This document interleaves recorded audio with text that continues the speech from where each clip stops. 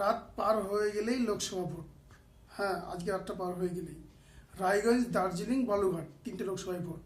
তো আমি আপনাদের বলতে চাই যে আপনার যে মূল্যবান ভোটটা মূল্যবান জায়গায় দিবেন। কারণ আপনি কালকে যে ভোটটা দিবেন সেটা ভারত গড়ার, নতুন ভারত তৈরি করার কিন্তু ভোট। সুতরাং ভোটটা দেখে দিবেন বালুরঘাটে কে আছে, রায়গঞ্জে কে আছে। আমি বিশেষ করে রায়গঞ্জ বালুরঘাটের কথা বলি। বালুরঘাটে দিবেন আপনার জোট প্রার্থী বামফ্রন্ট এবং কংগ্রেস, জয়দেব সিদ্ধান্ত কোদাল বেলচা। এবং রায়গঞ্জ লোকসভা আলী ইমরান রমজ কংগ্রেস প্রার্থী, জোট প্রার্থী, বাম কংগ্রেস জোট প্রার্থী। আপনারা দেখে শুনে ভালো মানুষকে দিবেন, যারা বিক্রি হবে না। আপনারা একটা কথা বলতে চাই, বালুরঘাটের যিনি তৃণমূলে যে দাঁড়িয়েছেন উনি হচ্ছে বিজেপির মাল। ও যে জিতে প্রথমে বিজেপিতে যাবে কিন্তু।